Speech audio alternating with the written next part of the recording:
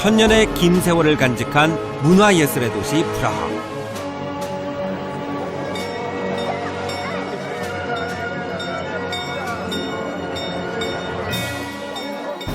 지난 시간은 화려한 첨탑 속에 담긴 체코의 역사와 예술로 빚어진 건축물들의 신비를 온전히 만날 수 있었습니다. 이제 저는 중세의 시간 속에 머물러 있는 도시 체스키 크룸로프 성. 황금빛 라거의 역사가 시작된 프리즌으로 갑니다. 이야. 비밀스럽게 숨겨온 체코의 아름다운 대자연으로 떠나는 시간. 신비로운 환상과 낭만의 나라 체코를 만나러 지금 출발합니다.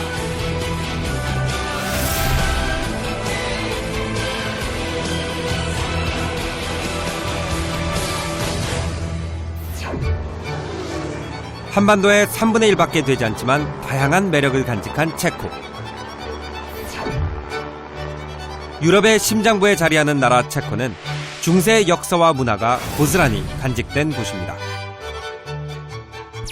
과거의 시간으로 떠나는 여행. 오늘의 첫 여정은 체스키 크룸로프에서 시작합니다.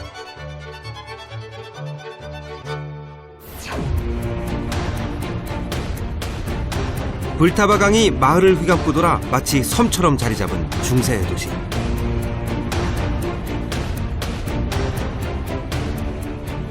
동화 속 풍경을 그대로 옮겨놓은 듯한 아기자기한 매력의 체스키 크룸로프는 프라하 다음으로 여행객들이 많이 찾는 도시입니다. 강물이 감싸 안은 지형에 중세의 시간이 멈춰있는 도시에는 18세기 이후에 새로 지어진 건물이 거의 없다고 합니다. 이 다리가 이제 체스키 크룸로프 성으로 가는 입구인데요. 여기 오니까 이제 옛날에 음악 시간에 배웠던 곡이 하나 생각이 나는데요.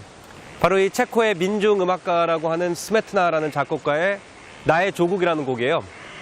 그 곡의 1악장의 제목이 높은 성이고 2악장의 제목이 불타바라는 강의 이름인데 제 아래 흐르고 있는 저 회색 물결의 강이 바로 불타바 강이에요.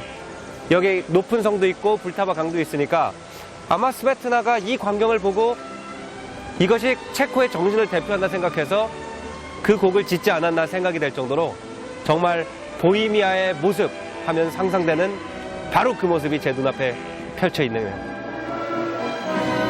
오밀조밀하게 모여있는 붉은색 지붕들과 초록의 숲. 잔잔하게 굽이쳐 흐르는 강줄기를 바라다 보면 어느새 유럽의 낭만과 정취에 흠뻑 젖어들게 됩니다.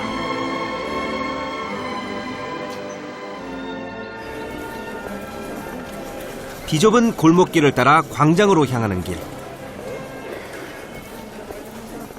옛날에 이제 마차를 타고 다녔잖아요. 사실 마차에는 매연 못지않게 심각한 문제가 있습니다. 바로 말똥과 말 오줌이에요. 그래서 이 길을 잘 보면은 가운데가 낮고 양쪽이 높게 디자인이 돼 있어가지고 말똥과 오줌이 가운데로 모이도록 설계가 된 거예요. 돌을 깔아 단장했을 뿐 낮게 경사를 두어 만들었던 길도 옛 모습 그대로. 체스키 크룸로프는 아담한 도시 전체가 마치 영화 세트장 같습니다.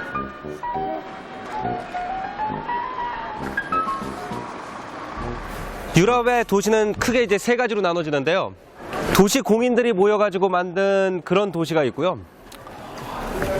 큰 대성당이 있었기 때문에 그 주변에 이제 도시가 조성된 그런 도시가 있고, 여기처럼 어떤 귀족 집안의 성이 있었기 때문에 그 옆에 도시가 조성된 그런 곳이 있어요. 이 성이 중심으로 되어 있는 도시에는 사실 우리나라로 치면은 한 가문의 종묘가 있는 곳이라고 생각을 하면 되거든요. 그래서 이 도시를 돌아다니면은 이곳을 지배하던 귀족의 역사가 곳곳에 새겨져 있습니다. 체스키 크룸로프가 가장 번성했던 시기는 로젠베르크 가문이 통치하던 때. 차례로 영향력과 권력을 행사했던 가문들의 문장이 도시의 역사를 배신합니다. 광장 한편에 우뚝 솟은 석주는 18세기 마을에 흑사병이 사라진 것을 감사하며 세운 기념비인데요. 기념비는 길이 서툰 여행자들을 체스키 크롬로프의 유일한 광장으로 안내하는 이정표 같은 역할도 합니다.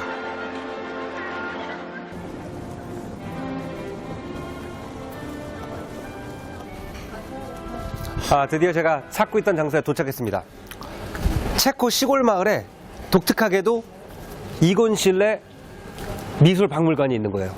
특이하죠? 우리가 오스트리아 예술가로 알고 있는 이곤실레의 작품이 왜 조그마한 체코 마을에 전시가 돼 있을까요? 사실 우리는 이제 오늘날의 국경을 생각을 해서 오스트리아와 체코를 다른 나라라고 생각을 하지만 옛날에 이곳은 오스트리아 합스부르크 제국이라는 거대한 나라의 전체가 다 일부였거든요. 그래서 체코에 오셔가지고 꼭 내가 체코적인 것만 보겠다라고 생각을 하지 말고 이 오스트리아와 체코를 다 아우르던 큰 문화예술의 교차로를 보겠다라고 생각을 하면은 볼 게 생각보다 굉장히 많습니다. 그 중에 하나가 바로 이 에곤실레 박물관인 것이죠. 도발적이고 에로틱한 인체 묘사로 20세기 초 화단에 충격을 주며 한동안 외면받았던 에곤실레. 지금은 세계 각지에서 그를 찾아오는 이들이 꽤 많습니다. 실제로 이 체스키 크롬로프는 에곤실레의 외갓집 시골이 있던 곳이었어요. 그래서 이 꼭대기에서 학창시절에 에곤실레가 많은 작업을 한 그 흔적이 남아있다고 합니다. 하지만 아쉽게도 아트센터는 공사 중이었는데요. 그 덕에 언젠가 체스키 크롬로프를 다시 찾아야 할 이유가 생겼습니다. 구시가지를 벗어나 다시 발길을 옮겨 향한 곳은 체스키 크롬로프 성. 작은 다리가 성과 광장을 서로 이어주기도 하고 단절시키기도 합니다. 중세 도시에서 다리는 방어 역할을 하는 또 하나의 성벽이었죠. 이 유럽 여행에서 빼놓을 수 없는 게 이제 또 성 투어잖아요. 근데 성은 항상 저렇게 높은 절벽 위에 지어져 있고 굉장히 이렇게 접근 금지라고 써 있는 것 같은 저런 모양을 하고 있는데 그 이유가 성이라는 게 원래 한 가문의 요새라고 생각을 하면 돼요. 그래서 주변에 다른 영주가 쳐들어오거나 왕한테 미움을 받게 되면 저 안에 식량을 가지고 숨어버리는 거죠.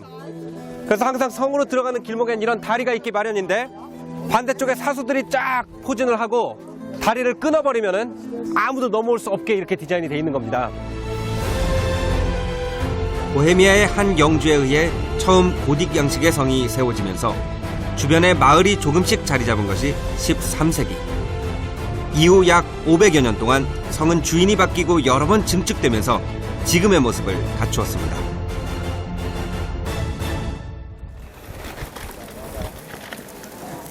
이 문 위를 보면은 두 개의 문장이 있어요. 이제 왼쪽에 처음에 이 성을 이제 지었던 로젠베르크 가문의 문장이 있고 그 옆에 나중에 이 성을 구매한 슈에츠베르크 가문의 문장이 있어요. 이렇게 성이 주인을 바꿀 때마다 이 위에다가 문장이 하나씩 더해지는 거죠. 이 한 성이 사실은 한 번에 지어진 게 아니라 수백 년에 걸쳐서 지어지거든요. 한 가문이 번성을 하면은 예를 들어서 할아버지가 지은 건물이 있고 그 다음에 손자가 나는 좀 다른 양식으로 또 지어보고 싶다 그러면은 옆에다 다른 건물을 짓고 그래서 이 성 안에 들어오면은 1200년대 건물도 있고 1300년대 건물도 있고 1500년대 건물도 있고 이렇게 계속 성의 규모가 불어나게 되는 거죠. 옅은 초록과 분홍으로 채색한 원통형 성탑 그리고 다양한 그림과 무늬를 그려넣은 성체는 르네상스 시대의 건축 양식을 잘 보여주는데요. 여기에 바로크식 건물까지 덧붙여지면서 엄청난 규모를 자랑하게 됩니다.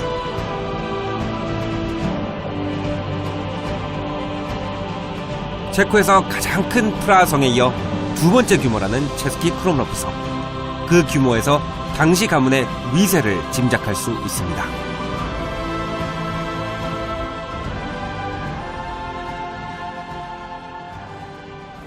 이 성 같은 경우에는 지금 제가 서 있는 이 공간은 중세기부터 성이었지만 저쪽 또 다른 산을 이용해가지고 바로크 시대에 또 하나의 성이 지어졌어요.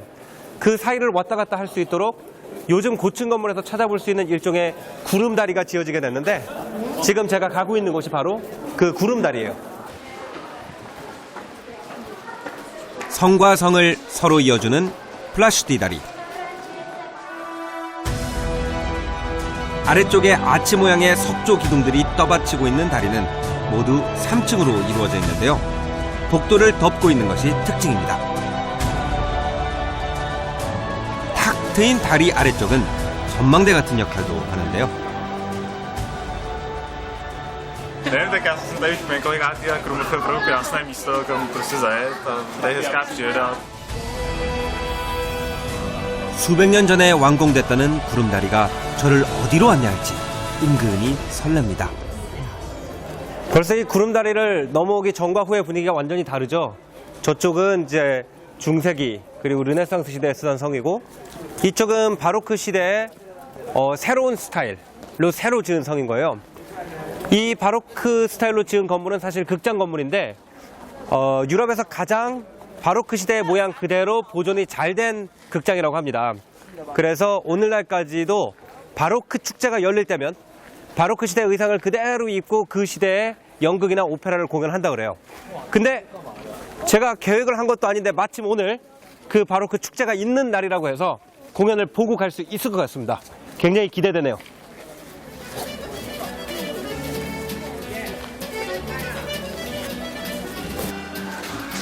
(18세기) 바로크 시대로 통하는 문으로 드디어 들어섭니다.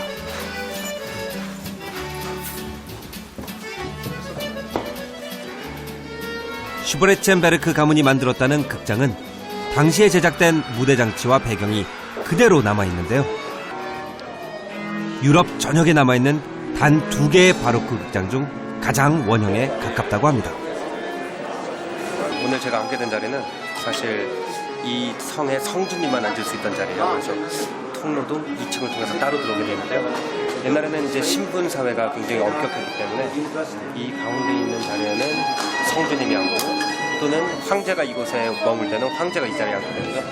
2층에는 귀족들이 앉아 있었고, 1층은 지금은 의자가 들어가 있지만 옛날에는 그냥 평민들이 서서 보는 자리였어요.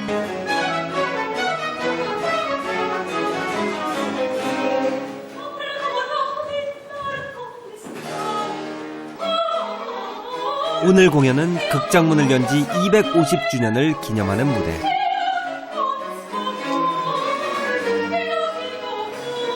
사랑의 피난처라는 제목의 궁전 오페라는 역사적으로 오늘이 2번째 공연되는 거라고 합니다. 280여 년 전에 발표한 작품을 남아있는 대본과 악보를 기반으로 현대에 복원한 거죠.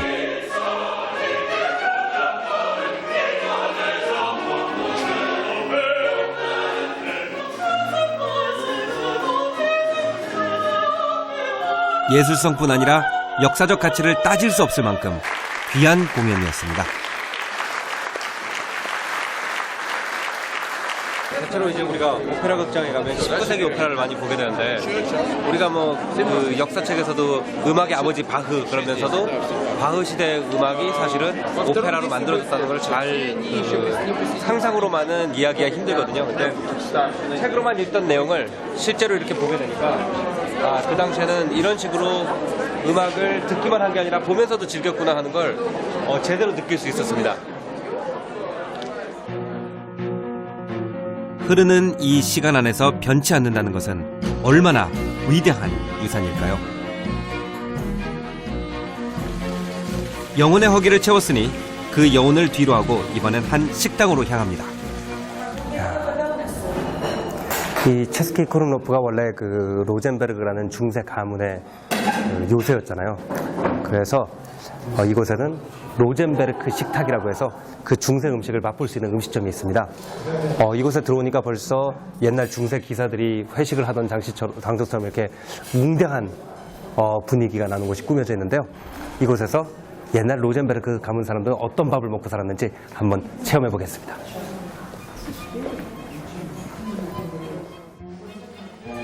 궁이나 성 안의 석벽을 장식했던 테피스트리로 식당은 그럴듯하게 중세 분위기를 풍깁니다.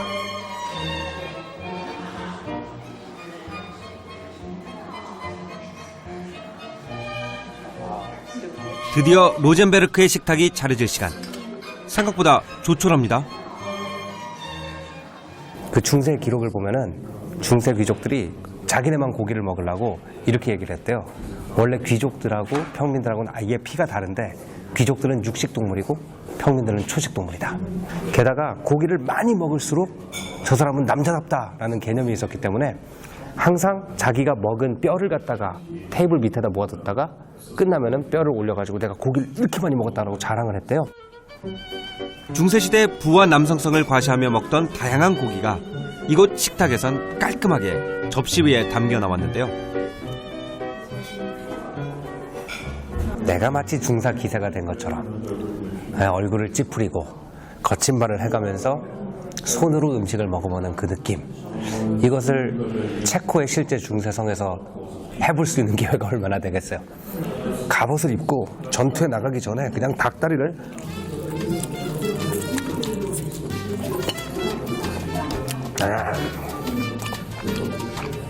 내가 십자군 전쟁에 나갔을 때 말이죠, 살라딘 밑에 있는 아랍 병사가 한 20명이 말을 타고 오는데 내가 칼을 한 번 확 들었더니 확 따라가 떨어져요. 이런 거죠. 이런 거.